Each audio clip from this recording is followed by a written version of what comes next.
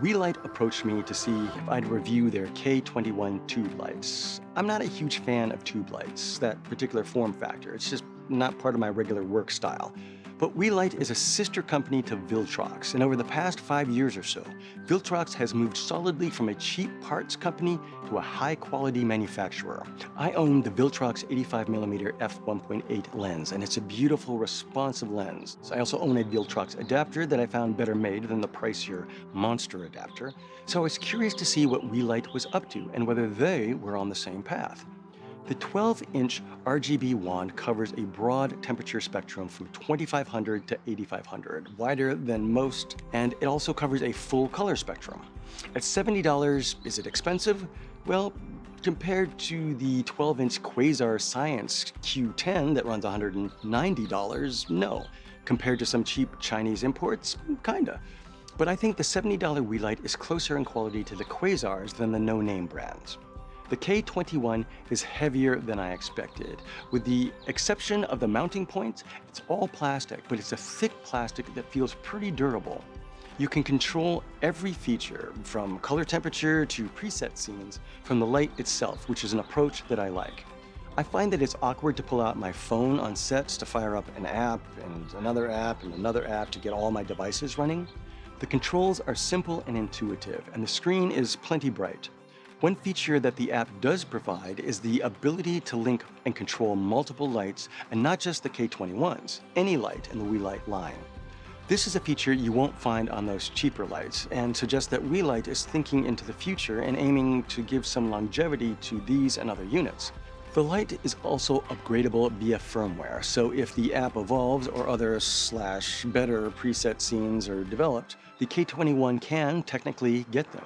Another area where the K21 stays ahead of its cheaper cousins is the magnets. They firmly hold the light and its weight.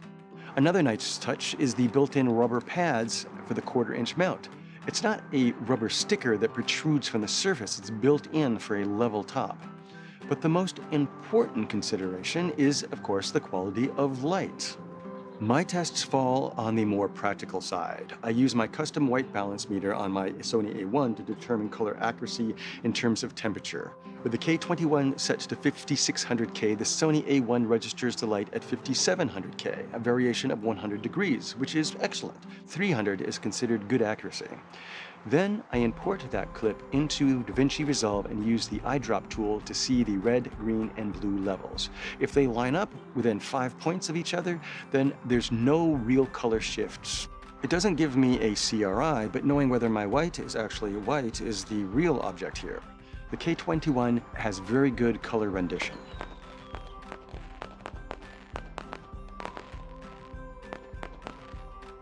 The K21 lists 8 watts, but with LED lights, watts are not really very firm in terms of measurement of output. Lights with the same wattage can produce significantly different amounts of light, and of course angle of view plays a separate role as well.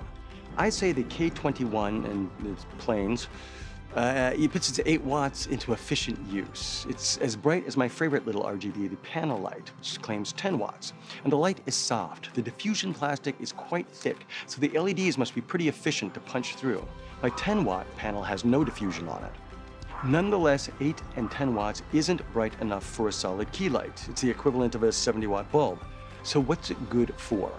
Well, its long form makes it good for rim lights, it's a solid accent light, and with the tube factor you can fit it into places that other lights might not fit. And as is the style these days, you can work it into the shot itself as a practical or mood light. One last characteristic that shows Weeylite is paying attention to quality is that it's difficult to see the individual LEDs at lower output levels. That's an ugly little quirk of cheap tube lights. You'll need to pull it all the way down to 2% before the faintest outline of LEDs appear. The K21 has preset scenes for fire and TV and such, and they've even added some new twists like waves and grasslands and fairy tale. And if you're a professional photographer, videographer, well, yeah.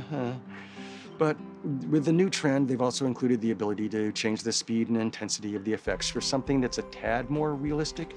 If you've ever seen my other light reviews, you probably know that I'm pretty much a Debbie Downer on the effect scenes, regardless of their implementation or their price point. But you do probably want to have one RGB that can cover that base. There are a couple of design and feature issues that I wish were a little bit different. They're really, though, kind of common issues with tube lights. The first is the cap ends. They're pretty big. They share this attribute with most of the other lights on the market. The next is battery life. At full power, the K21 will last about an hour. That seems to be the standard with small to mid-size LED lights. A few years ago, it seemed like this was a balance between battery size and output, but with rechargeable batteries getting more efficient, it feels like now it's a balance between cost and output. The good news with the K21 is that you can power it via a fairly modest USB power bank at the same time. Its closest competition is the Nanlite Pavo Tube 6C, which currently costs $10 more but has 25% less power, and the Godox TL30 RGB, which is also $10 more but roughly equivalent in terms of specs, at least on paper. So overall, Weeylite has positioned themselves pretty well and with a pretty strong offering, if you have an interest or a need for a tube light. The design is popular because light manufacturers have pushed the tube format, but it is fairly niche. Will it give you something that a small RGB panel, which are now super cheap, won't give you? Is it more practical than a larger light that can be used as a key? Those are the questions that I would ask before running out and buying one. But overall, this is a solid performer.